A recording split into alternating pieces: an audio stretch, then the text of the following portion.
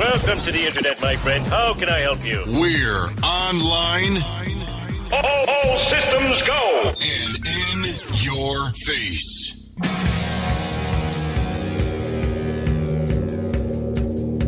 You are listening to the golden microphones of the IMC Radio. News, opinions, and your calls. You gotta see that big picture. Sometimes if you stop the machine, then you realize, whoa. You know, you have to have some foresight and think about what kind of an effect is that going to have on air travel. How important is aviation? How important is aviation to you? Oh, my Lord, it is. What is it? We are March 15th, ladies and gentlemen. Hard to believe. Ides of March coming up on our ass, and we just had a surprise snowstorm, which knocked the living crap out of some people. I got to tell you, I was running around the hospital the other day, and people were all freaking out about the upcoming storm. That was a couple of days ago. And the way we watch weather, it was clear that the southeastern shoreline wasn't going to get much. And sure enough, I put out my projections, and I did pretty darn good. And only to learn that the big weathermen also knew that it was going to be less than advertised, but decided to keep the fear factor up. Did you guys hear about that? Absolutely. I'll bet. Hey, I hear a third voice. Who is that? Yeah, that would be me. That would be this is John Roberts down in Delray Beach. Oh, Johnny boy is back. Oh my God! Are you Delray Beach, Massachusetts? Wait a second. Delray Beach, Florida. Yeah, boy, it's been it's in the mid-60s this morning on the Lanai. A little chilly. I had to say that. I'm sorry, guys. I couldn't help it. Oh, you're going to Sun and Fun. I'm going to Sun and Fun. I'm bringing a little cooler. In that cooler is going to be a snowball. And when I see you, I'm going to throw it at you. In the cooler is a snowball. I'm going to throw it at your ass. And that other voice, the mystery voice behind the curtain, is our farless leader, Radek Visikowski. Good morning, Radek. Good morning, gentlemen. Oh, gentlemen, where's that? Who? Must be looking at somebody else. Yeah, that's definitely us. And I'm looking out the window just to make sure, because we did get about 2 feet of snow, I think. Oh, and I'm your host, the host with the mostest here, Max Gross, a.k.a. Howie Marlin. Good morning, good afternoon, good evening, everybody. And so, Radek, you got the lion's share of that shit. How much you get? 2 feet? Yeah, almost. I didn't measure it myself, and I didn't really watch on TV what they were saying, but just looking out the window, there are some sizable piles of snow out there. Oh, God. Hey, well, it certainly does show you, like you say, how it's very difficult to accurately predict amount of precipitation with all the technology we got. They still get it wrong a lot. Hey, let's not forget, when you put everything together, you got to throw the chaos theory in. Yeah, it keeps flying interesting. You'll never be able to know exactly how much precip, how much wind, I guess it keeps it fun. That's why I called to get a briefing on my way to the airport, regardless of what I did the night before. Hallelujah, brother. I got that. Yeah, it's been kind of very interesting winter here. It's down here in southeastern New England, it snowed and then rained it all away, and we got nothing. And then Radek out, you guys around the New York area, you got the lion's share of this one. But it went from what was it? How warm was it the day before the storm for you? It was warm. I don't remember, but in the last few days, last few weeks, we were going from 60. John, listen to this. To 10. Right. 60. Down to 10, and I'm talking, within the same day. So, around to noontime, you would be out there walking, short sleeves, and then you have sub-freezing temperatures in the evening. So, here's the big tell. How many times have I taken the damper off of my oil intake this year? Twice so far. Because the temp went way up to 60. So I took the air damper off, the one that blocks the air to the oil cooler. I took it off, went flying, and then the next day it's 10 degrees. I got all the shop heaters going. Just, That is exactly how I overheated years ago. One of the Warriors that I was flying, and we got in real trouble in actual IMC when engine was boiling. Really? So, yep. How long did it take for you to figure it out? I didn't. At the time, I was teaching out of one of the flight schools. I was just taking airplane that was on the ramp, and mechanics supposed to take care of the rest. So I wasn't really paying attention to it. And, we went up flying, and suddenly I can smell some unusual, odor there. And I'm looking around. I'm thinking, okay, I left my iron ore. Deodorant is the solution to that one. Okay, fine. Yeah, I did take a shower that morning too, so I couldn't figure out what it was. But then, I looked at our oil temperature, and it was way past red. I mean, it was just it was just there. Way past red. Okay, so you glance over, and you have a heart attack essentially because you have that visceral reaction. What did you do?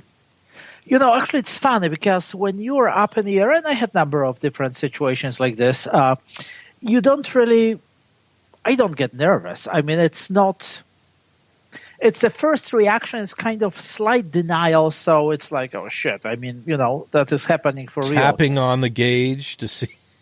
Well, the smell confirmed the gauge was probably correct.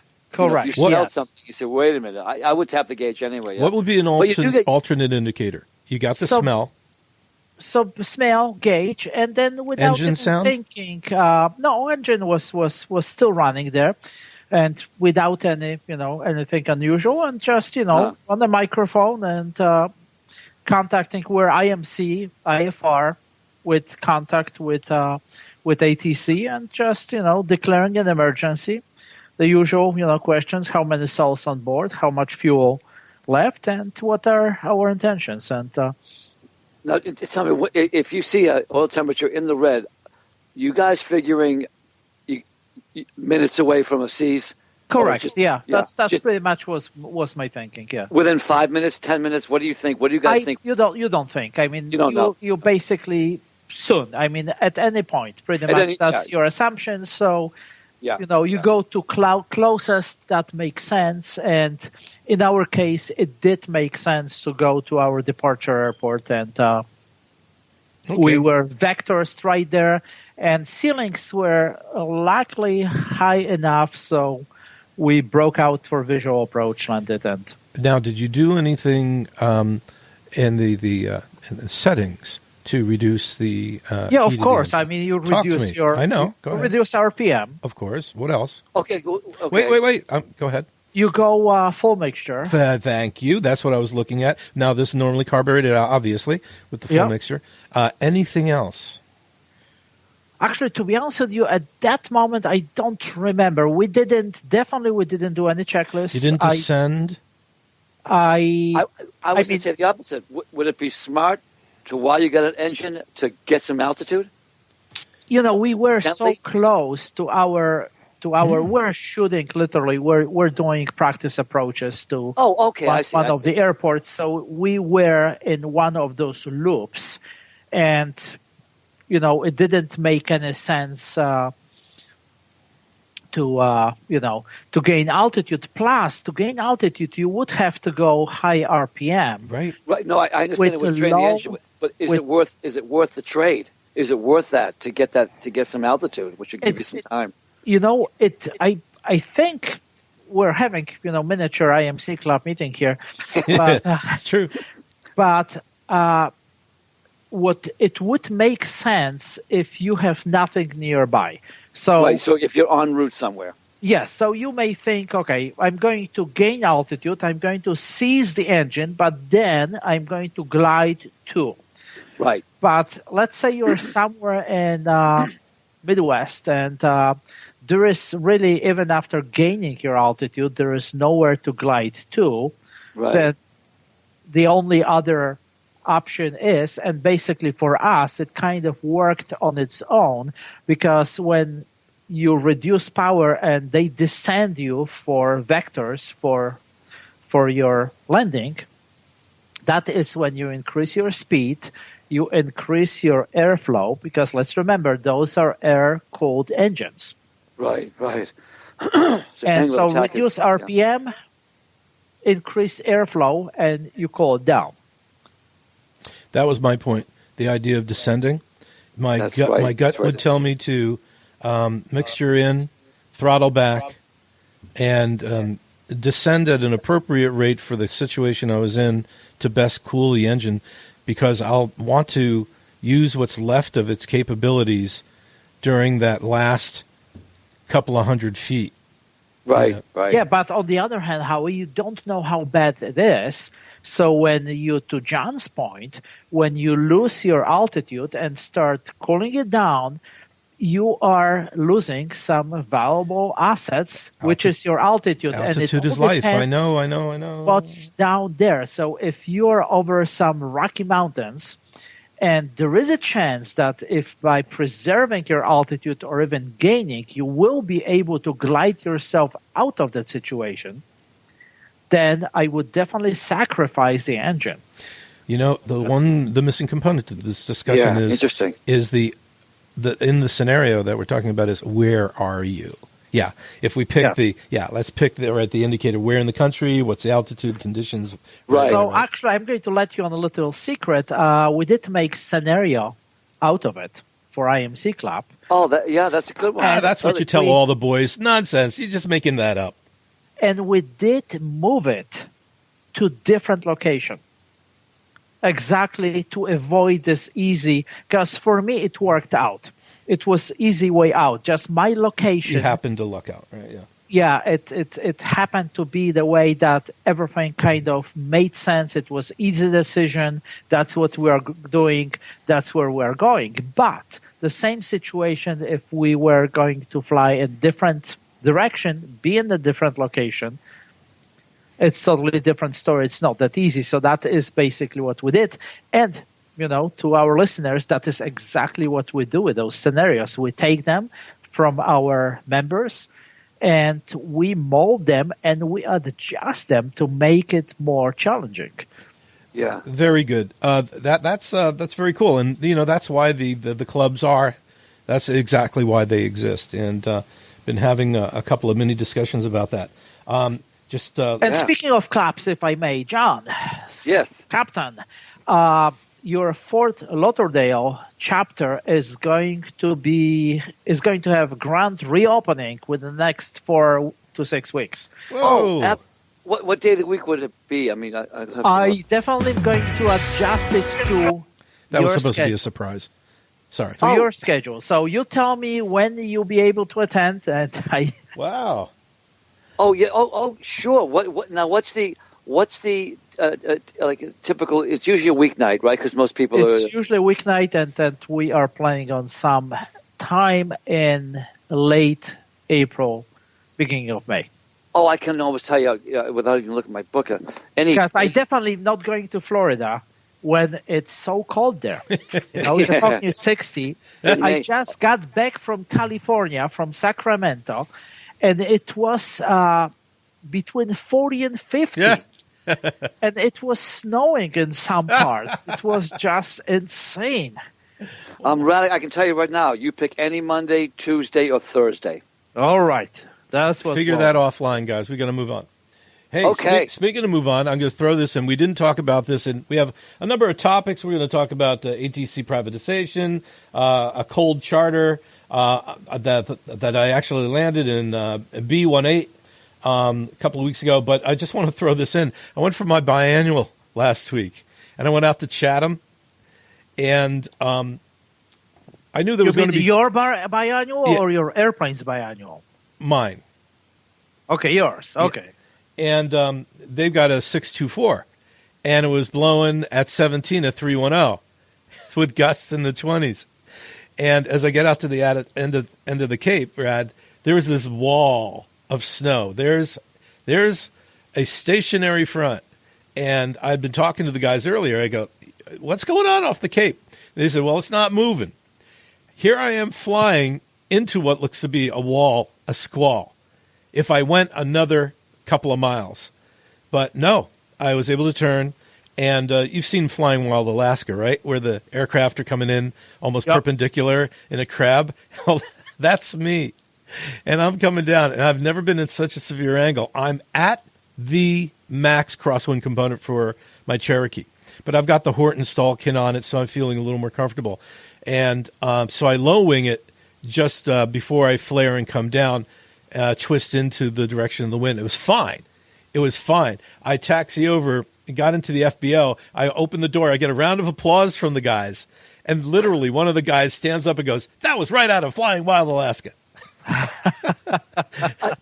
Excuse me, Howie, you said Horton stall kit? Yes, sir. It's a stall warning indicator, light, audio? No. The stall components to the Horton system are the gap seals over the slots of the ailerons and flaps. And then you've got these gates, which act like the winglets that you see, but inboard towards the root. Oh, and okay. And some vortex generators over in the rear. But the major component, of course, is the leading droop front edge of the wing. So there's, I see. Okay. Yeah, that's the major component to it. I see. And the gap seals and all that. And it lowers my stall speed and gives me insane control at low speed. And so that was really, it was fun. I love going up in windy weather. I really do just go up for that.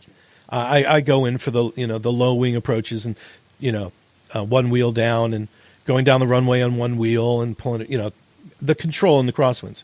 And taxiing on one wheel. Have you done those? Well, I did get my tail and understanding, flying it on the ground. And when it's that windy, you need to fly it on the ground. Guys, I've mentioned this before. One of the first flights I soloed was to Nantucket in a very gusty situation. I came in on their 1.5, and a gust picked me right up off the runway and put me down about 5 feet off to the right of the runway in a 45-degree angle. And I didn't hurt the lights or anything. I taxied back on, and I was sure that the guys in the tower were laughing their asses off. They didn't say anything, and they let me move on, but no harm, no foul. But anyway, so that was awesome. They probably have their finger on that, red button. I'm sure. Right. Yeah, they're laughing, but they got the finger on the button. Exactly. Oh, I am quite certain of that. So that was awesome. And speaking of winter conditions, ladies and gentlemen, I did fly and land on Bravo 18, Alton Bay, New Hampshire, Lake Winnipesaukee, right the day before they closed it. Congratulations, Howie. That was unbelievable. I was in a Husky, and I was part of a 4 ski plane group.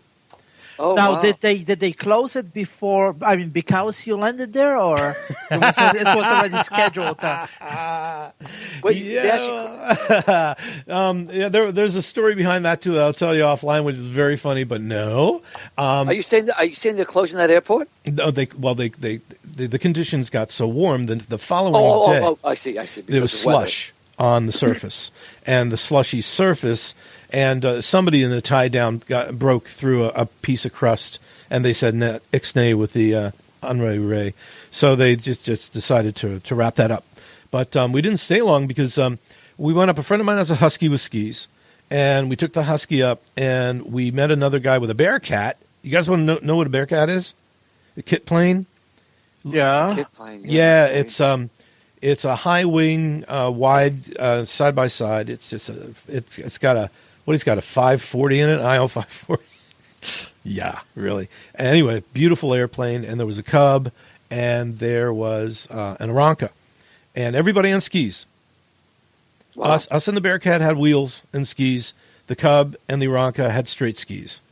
Awesome, seriously. And we went to somebody's barn, and we did 8 landings. We went from field to field on our way up to Alton Bay. We'd just pick a beautiful field, and we'd all land on it, and then we'd powwow and, have a break or do something and take off again. A couple of places people came over to meet us. Never seen aircraft on skis, no less 4 of them. No less spent all day. Question, would skis be an endorsement or a rating? It's not a rating, is it? It's an I mean, if endorsement. you'd be checked out to land on skis. Well, it's just something to get checked out on, right, Brad?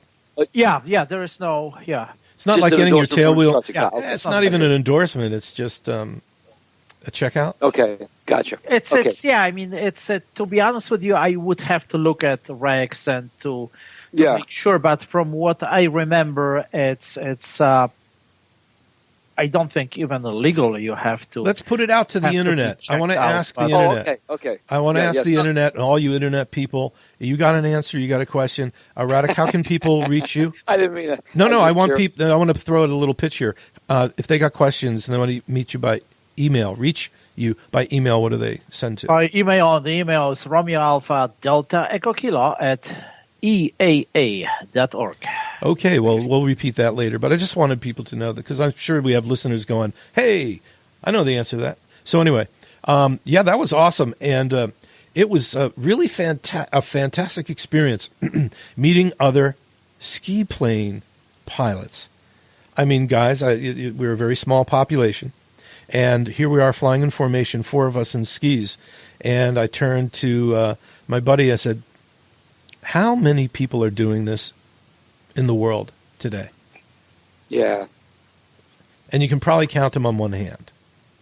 How many people are flying formation, a bunch of ski planes somewhere today?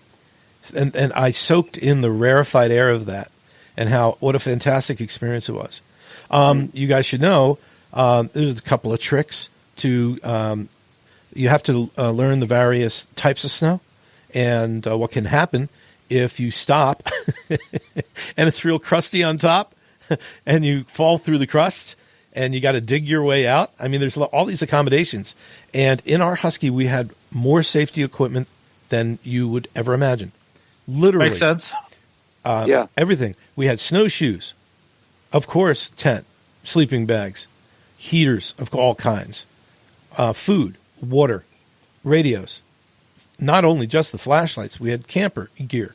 Everything that you would need if the plane went down and we were not going to be able to be reached for a prolonged period of time.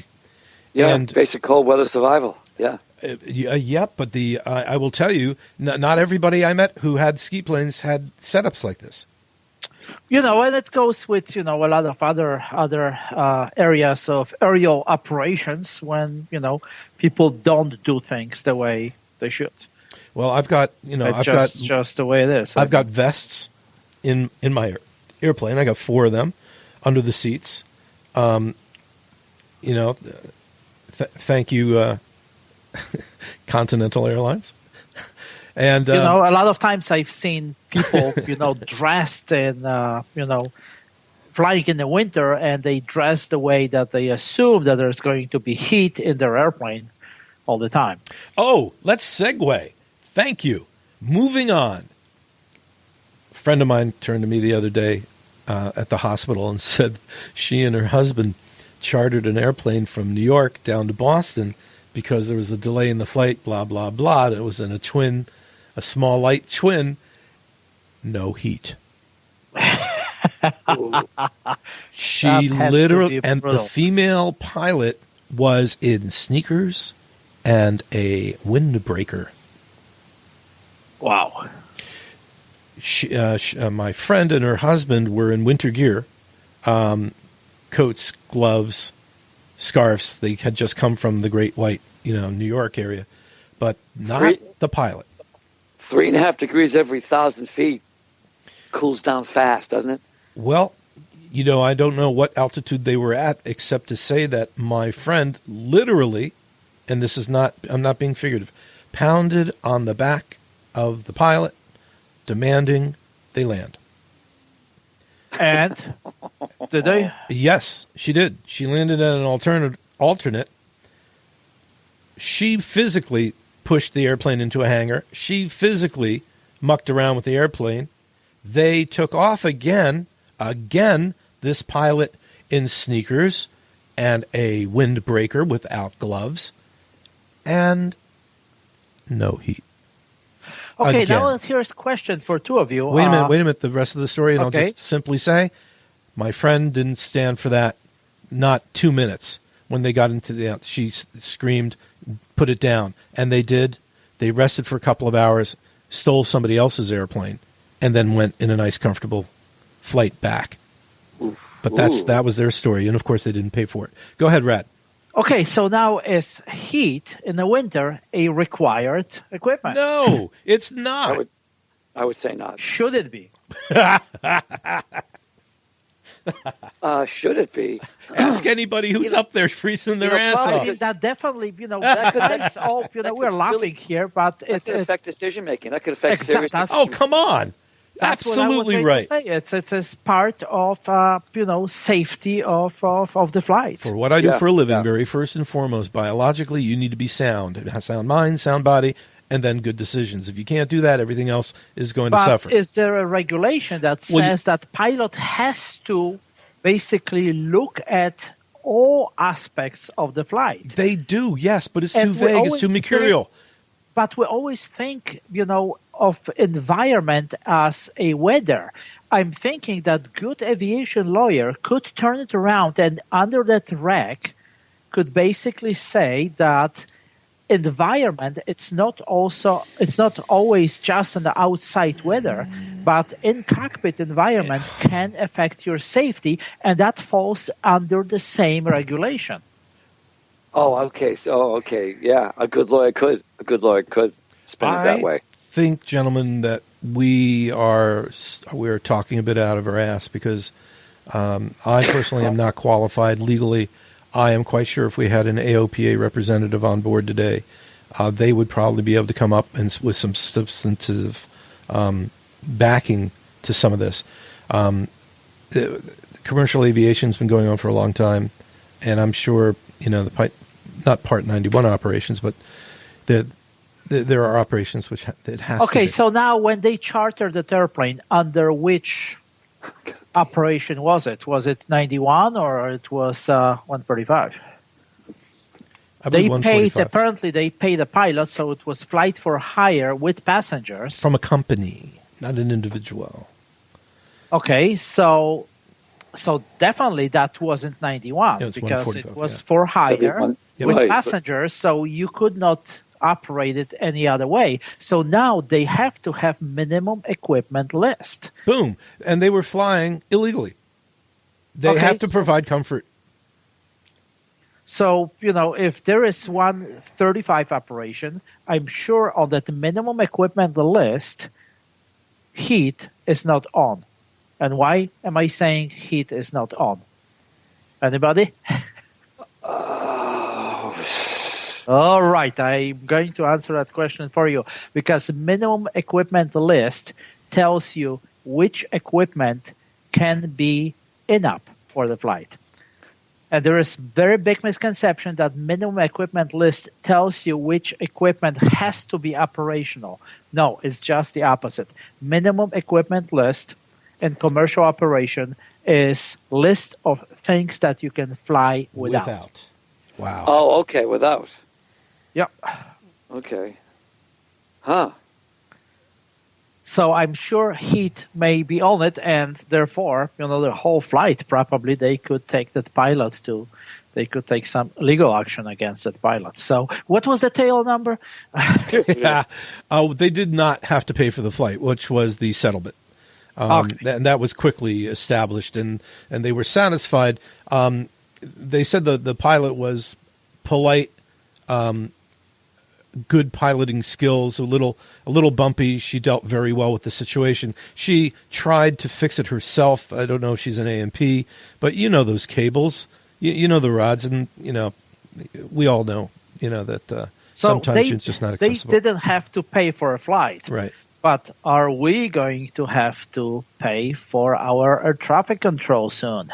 Ooh, Nice Mr. Segway Man. nice segue. Now I know what to get you for Christmas. Now let's let the people A know hat that that says Segway on it. Go ahead. paying for ATC is not like privatized small control towers, correct? You're talking about privatizing the whole system, right? Correct. I mean, they've been talking for quite some time, and the new administration is definitely pushing for it Hey, Gewalt. to Jesus. Because privatize the entire air traffic control system, meaning privatizing U.S. airspace. But right now we do have non-FAA people directing air traffic in many control towers. Correct? They are not government employees. Correct. Yeah. The subcontractors. But it must be a small percentage. And is it are these non-FAA at Bravo airports? Or are they just like at Norwood, like at Delta? No, they are Deltas. I would think, I don't have that data, to be honest with you. I know that I know a lot of Delta Aerospace with contract towers. Right. But and that was supposed to save all kinds of money. And they were still, remember, they were still threatening to close. That's still good, but the airspace is still public. Right, all right. The airspace itself. Gotcha. Yes. You know what this is going to mean, guys? Additional electronics. Wait, this is going to mean speed passes in our airplanes. Seriously, that's how they're going to make money. They're going to need a damn speed pass as we go in and out of each airport. We're going to get socked with $75 fees. Yeah, they're probably going to be at the threshold. Screw that. Hell no. Gates to privatize the airspace, I mean, what is you're still going to have... that's... God so basically, the idea is that the entire air traffic control is going to be outsourced. I can't afford this shit anymore. I quit. Private organization, and that private organization is going to be dominated by airliners and large commercial operations which care less about general aviation, and for them to have to pay $50 for landing, it's not a big deal because they have airplane full of passengers paying $600 a piece. So right. I see that's the impact you're saying on general aviation. Yes, and for us, having to pay even $10 per landing. I mean that's why I don't go to Nantucket. They want $15. $15. You got to be kidding me. But it's for you landing there. It's not per touchdown.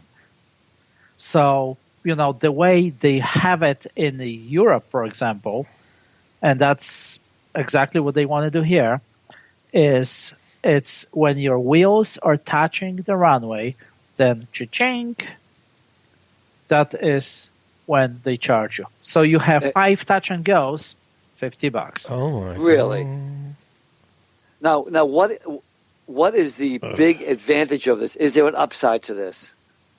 Okay, they're privatizing it so that now they're going to start charging everyone in GA. They're going to nickel and dime us to death, right? Sales of antacids are going to go up. The airlines aren't going to care because they pay big money right now, for everything they do. And like you say, Rack, they have a bunch of cash registers they're flying around all the time. Yeah, it's all about systems. So, for example, in other countries like Canada, Europe, those are much smaller countries. There are fewer flights, and there are fewer controllers and fewer operations. With us, it's totally different story. And the main part of it, in my opinion, is that what we have, it is working. And it is working fine, it's safe, and everybody is happy. So why suddenly that push to do that? Yeah, I mean, exactly. And it's not even working great. Well, in one way, GA, people getting licenses down from, 20 years ago. So it's struggling a little bit, but like if you start adding these fees. That is going to kill it. That is going to kill it. It's and the only nation that is going to distribute pilots is going to be China. China. No kidding. I mean, I literally, my reaction to that was, I can't afford this. I'm like at the end of my rope right now. I have to get partners in this airplane to make it work. Hell, guys, I had to get a new engine. John, we haven't spoken. Guess what I bought? A new Lycoming. So I just new Lycoming. I just spent $30,000 on a $40,000 airplane. I don't even have ADS-B. No less a 430. I mean, I got to throw all this extra stuff in here. But I did buy a hangar. I got the deal of the century on a hangar. But the thing is, I need partners on this thing to make it work. I mean, hell. Right. I mean, I'm just a. Yeah, Just and a lonely guy from out of town looking for some action. But do you think you'd be flying up to Winnipesaukee and all over the place if you're paying $40-$50 to land every time? Cool, Radek. Touch and goes or practicing approaches and landings. I mean, my God, John, Radek took off for a minute. John, just think of the additional expenses. I mean, you add them up. I only have 500 hours, but I have 1,200 landings. My cycles are incredibly short. Living here. That's interesting. Wow. Living here in the vineyard. Yeah. One of the weird things, I had somebody looking at my logbook, and he went, "Holy shit, look at that." I go, "What?" He goes, "Oh, how many landings?" I go, "Well, I didn't really pay too much attention the first few years, but I started adding them up, and I go, at least 1,200." He goes, "That's a phenomenal amount of landings for 500 hours." It is. So what do you mean? I go, "Well, I mean, where are my missions? My missions here in New England is from the islands of the Cape to the United States of America, up to Manchester, Nashua, right?" Yeah. And from, I can't begin to tell you, in the summer, just for shits and giggles, I'll go from my airport, MVY, 5 miles over to Katama and spend the afternoon there watching other pilots come and go. I may. Oh, that's cool. Yeah. So I'll bring my plane, and I'm not flying anywhere. But you're not putting the time on, but you're putting the takeoffs and landings on, which is actually a great way to learn to fly, to really get it. It's true. That's great experience. It is, and it's true that of course, don't let everybody's sitting back going, "What?" Go, yeah, the cross country issues. You don't address them in these incredibly short hops, and it does.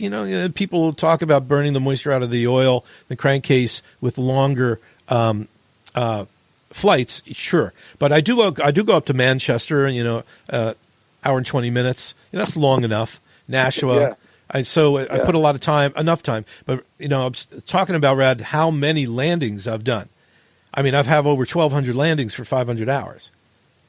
And that, that's how many, how many touch and goes? How many, how much would that add up to if I had to pay? Yeah, just multiply by 10. Well, if it's $10, yeah, I mean, that's easy enough. But, $12,000? Really? I mean, come on. That's almost half of your engine. Come on. I mean, I can't do that. Jesus Christ. God. Privatize the airspace. That's. Anyway, we're running out of time. We're running out of time. It's luckily, EAA and AOPA, it's in a very strong position, and they are actively lobbying in Washington, and there are some, bipartisan commissions. Nitpicking. What kind of nickel and dime crap is that? Really? That are trying to oppose it. So it's. We'll see. We have trillions of dollars in debt. We're giving third world countries millions and millions of dollars to bail them out, and you're going to tax my ass to land? I'm moving to Hampshire. Live free or die, brother. Live free or die. You got to shoot me out of the sky. It was only 240 years ago that we came over from England because they taxed you at everywhere in society. Yeah. It wasn't just the food, the gas, the this. Yeah. But it's not about taxing here. It's It's we a form already of paid tax. for it. And It's a form of tax. Yes, we're being taxed. We pay for it, but here it's all about profit. No, they're thinking about taxing the rich guys because the rich guys have the airplanes. Like a tax. But none of us are rich. The three of us aren't rich. We're getting by. We're doing okay. Okay, that's good. Thank God.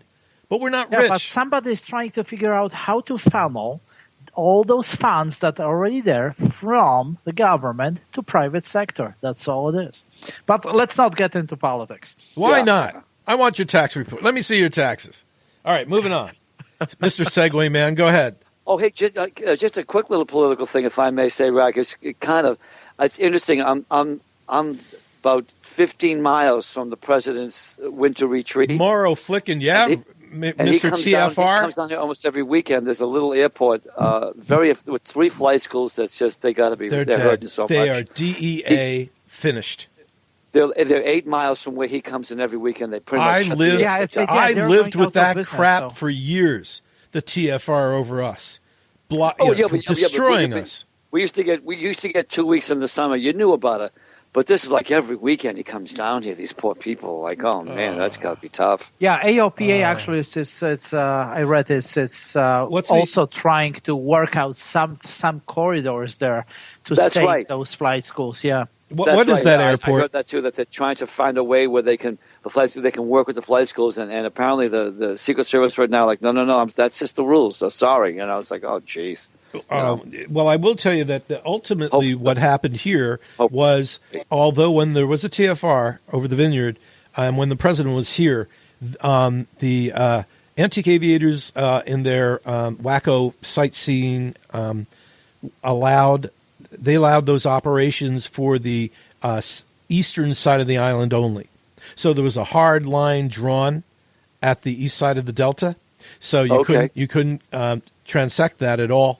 And they had a Secret Service, not TSA, but a Secret Service guy there. Yeah. At this, if you've got anybody that ever been out to Katama, it's just a little like 12 by 15 boardwalk platform with a permanent table and a couple of plastic sun-stayed chairs and an umbrella and a awfully good-looking airplane girl signing people in, and this guy in khakis looking just a little too sharp than the average Joe with a wand. So when people would come up for these flights, he'd take down their information and wand them before they jumped into the wackos. So they were able to do their sight thing, but it took years for that to happen. But nobody landing into that Delta unless you filed. But you could file, and that's the workaround.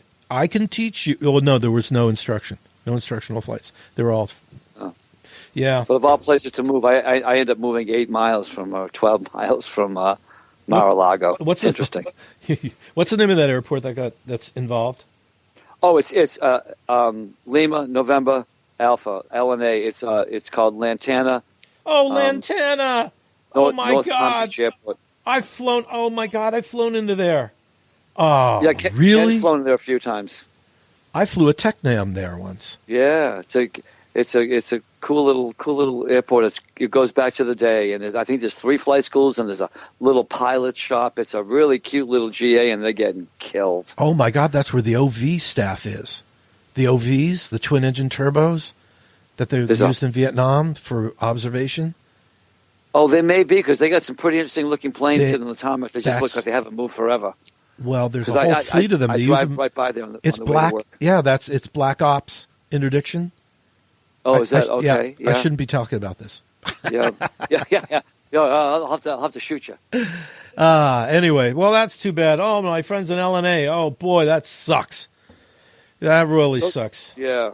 So anyway, getting back to Radica, you said EAA and AOPA are going to lobby in Washington and say, well, let's try to. Yeah, there's good chance that it's going to, it's not going to go through. I'm very optimistic on that one.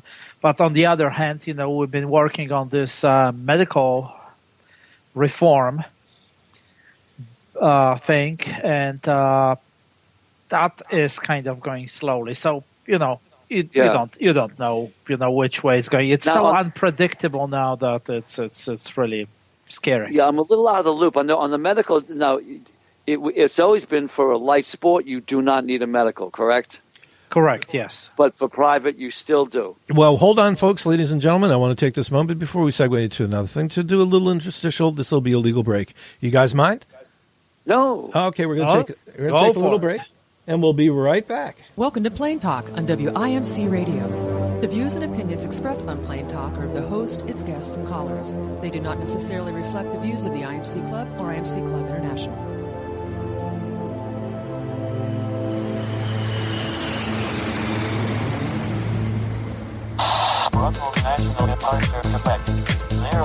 Yeah, well, folks, I just wanted to throw that in to make sure we stay legal here. Well, John and Rad, we are back for the last 15 minutes of the show. I'm joined today with John Roberts, John had disappeared from the face of the earth, but welcome back, John.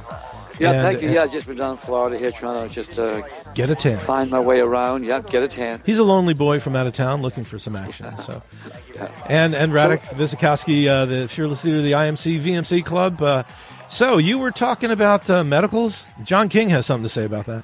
Yeah, no, I was just saying, I thought they were pretty well on the way to eliminating that, but like Radek says, Radek, now that you're kind of up in the up with EAA there, you kind of get a good perspective. Things drag on, take a lot more time than they seem to indicate. Yeah, it's there are things that are not really, there's one thing to pass legislation, but then there's another to have the actual regulation on the books. Right, right. And there are some pieces of it already there, but some others are still not addressed.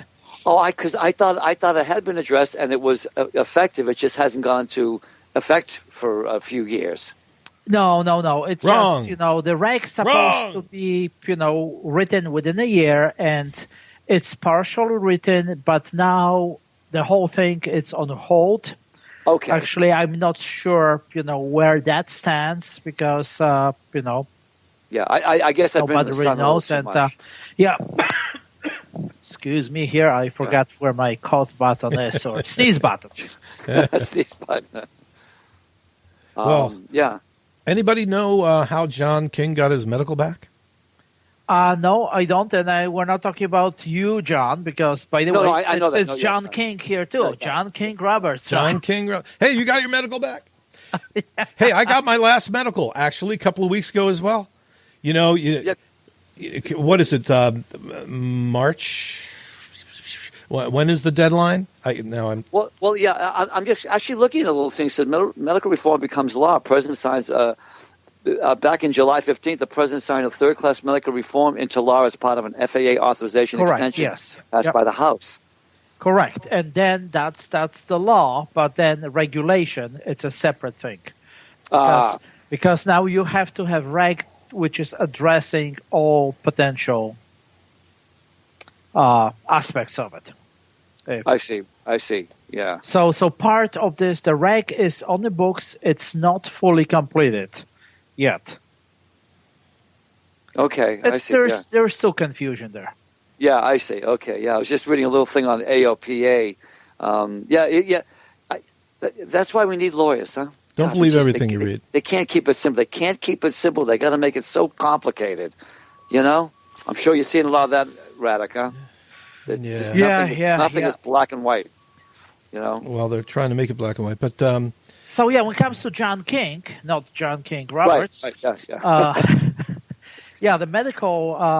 I know he lost his medical for a number of reasons, and then there was in the news just recently, but I didn't have a chance to read much about it, that he did got his medical back, but. I don't think, they are going to disclose anything beyond that, when it comes to his medical situation. Well, he's in good health now. He had a stroke some time ago, and I think they looked at that and they considered,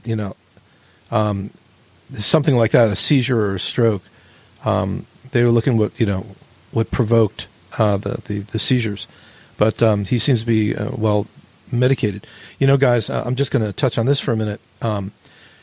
I work for Martha's Vineyard Hospital. I'm involved. I work in the substance use disorder program, and dealing with people who have issues and mental health issues. There's quite the fear of not being able to fly if you're taking an antidepressant or something like that. But things are changing. We don't want what happened with Lufthansa ever to happen again. So we're trying to open those doors. Old habits take a long time to change. Old philosophies also take a long time to change. But we're trying very hard to be very real and understanding in the general population of the United States, how many people are on antidepressants. And it's remarkable how big, and depending on where in the country. But you can't look at the population and tell me nobody's on antidepressants. So people are either they're just not being forthright, or the alternative facts.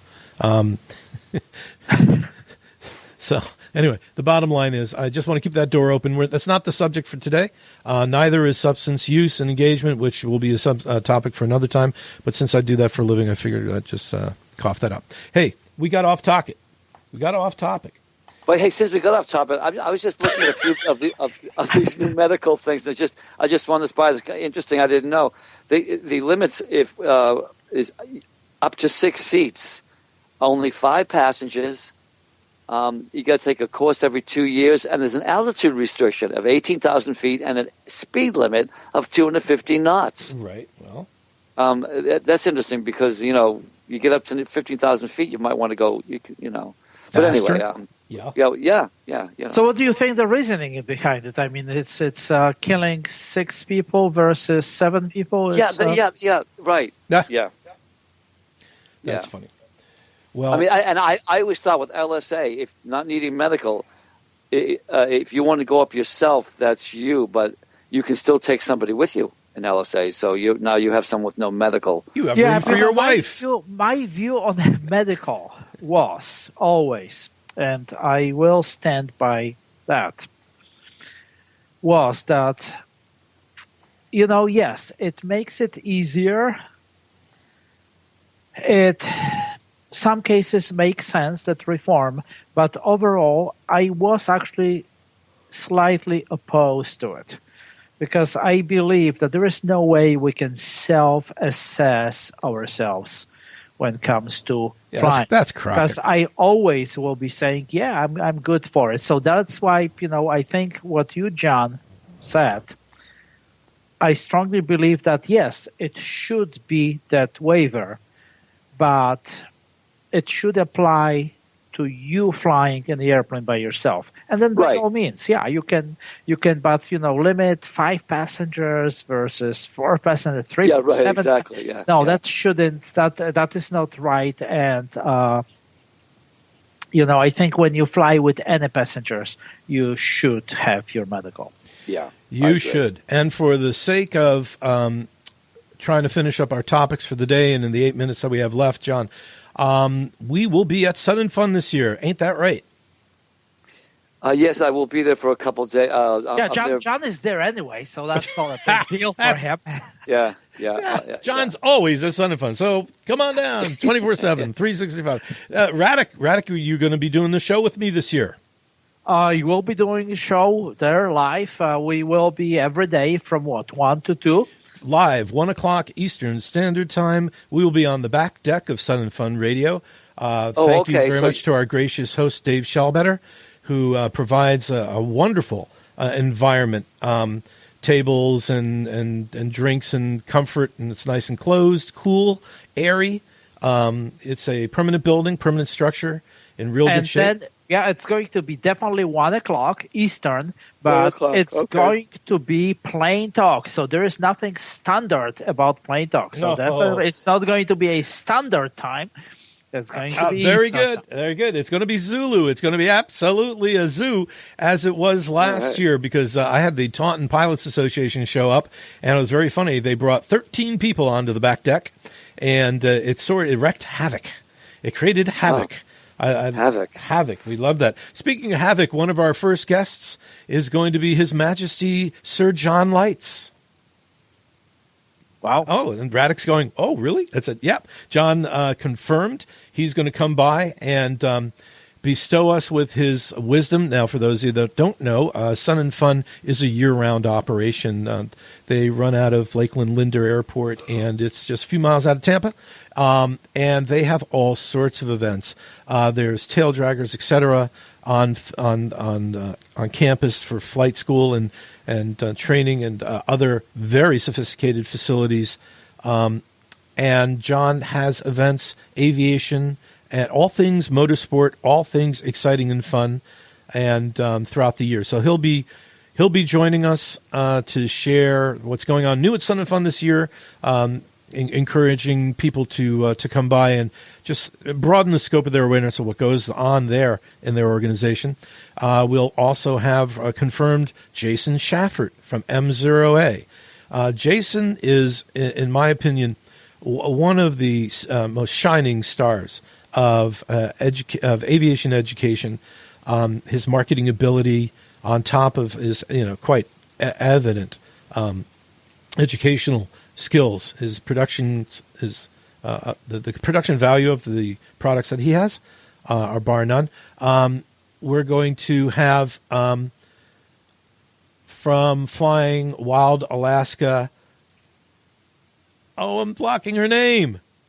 Come on, guys, help me out. See, that's why you should make notes. I mean, don't I have ask notes. me for help because when it comes to names and myself, I'm not going to help you here. But You're on your own, Howie. You're just. but out of luck. definitely, I can add to it that we, EAA IMC Club and EAA VMC Club, are going to be there, and Oh, I want to you see the think VMC. that EAA has this? We have this mobile marketing unit, and that is how it's going to be happening. We are going to What? be in that. You mean an mobile MMU? market- An MMU? Yes, MMU. So IMC and VMC Club is going to be there. So if you want to have more information about it, but definitely, you need to stop by. I will be there. I want to talk to the VMC, see the VMC side of this now that IMC has been so successful. I think that's a great idea. I think it's the same concept. I understand that. So I think for private pods, when you first get your license, everybody knows that feeling of taking up a friend for the first time and the decisions you make, and that's really, really cool. I will be there. I have a lot of people calling in and saying, we love it. We're going to take 2 of them. Oh, What's interesting is that the way it all worked out is IMC came up first, the idea of that, which is certainly at a new level from VMC, but the concept is I just love it. I just think it's great that new pilots, whether they're just your basic privates or your instruments, have a place to go to get better and be safer. I think it's just awesome, Radek. well, isn't that awesome? I wonder who came up with that idea. Hey, listen, Yeah, that's great idea. Ariel Tweedo will be with him. Hopefully, Ariel Tweedo is the daughter of John Tweedo, the gentleman who started the Alaskan Airlines. And I also have we're having from Free Flight Systems. Ashley Kelly will be joining us. So we're starting to line folks up. So I want, just get some technology for people to give us idea what's going on. I love the fact that Ariel and her father's business employs so many people who are they're young and just really expanding the scope of people's understanding of aviation, and of course having John there, having Lights with us, and of course talking about, and every day we will be expanding on the capabilities of the IMC VMC programs. So Radek, it's truly this is going to be a very fun time. Where are you staying? You staying in town? You staying out of town? Close to town? I'm actually going to staying in Tampa. Yeah, I got a place in Tampa as well. I've done it before, and it's a very short drive, and there's really no reason to. Oh no, I've been there about 6 or 7 times now, and I go. My 91-year-old mother lives over in the Villages, so I come a day early. The Villages, yeah. wow! I go hang out with Mamu, the killer mom. I hang out with her for a day, and at the end of the show, I'll drive back out and spend yet another day with her, and then leave. The before and after, so yeah, it's a family write-off. So, How will you be flying down yourself, or are you going to go commercial? Not this time. I came very close. Matter of fact, my friend with the Husky also has a Bonanza. Not Bonanza, but doesn't matter. Another airplane. We were going to, but for the sake of time, I literally, John, you don't know. I just got. I expanded my responsibilities at the hospital, and gotcha. So I don't have any days off up until I don't have any days off, literally. Yeah. And we should let people know that the show is from April 4th to April 9th. April 4th to April 9th, down there in San and Fun. Any shout-outs, guys? Got a couple of minutes left. Anybody you want to say hi to? John, you've been away for a while. Yeah, absolutely. Let people know that one of our IMC Club founding fathers, our own John King Roberts, is going to be there, right? Yay! That's right. One of the founding fathers, yeah. And the founding father, of course, will be there. The founding father. And I think, I'm hoping to see Peter Conant and Ken Dustin and some of the other... Ken, baby! Circle, yeah, we're going to be there. I know Ken will be there. Okay, and we'll want to have him on. Peter and Steve Sullivan, maybe join. Actually, I don't know. To be honest with you, I don't know. These are all IMC originators, IMC gang. Anybody else there, Radek? We got 1 minute left. 1 minute left. I thought 1 minute ago you said we have 1 minute left, and we still have 1 minute left. I like that flexibility here. Yeah. Well, go ahead. Anybody you want to say hi to? Any shout-outs there? And of course, want to say hello to our founding mother, Dora. Oh yeah, she's over there. She's actually watering. She's on the lanai watering the lemon. Dora the Explorer. Give it a big hug to us. Well, that'll bring us to the end of yet another episode of Flying Wild New England. Episode 43. See you guys in sunny Florida in just a few weeks. On behalf of Radek Fiskowski and Sir John Roberts and everybody else involved in the organization, fly safe. Keep that sun in your face and the wind on your ass. Next time, absolutely. Howie out. Say bye, Brad. Bye. Okay, see you later, guys. See you next time. Anybody online here? Did you all just hang up on me?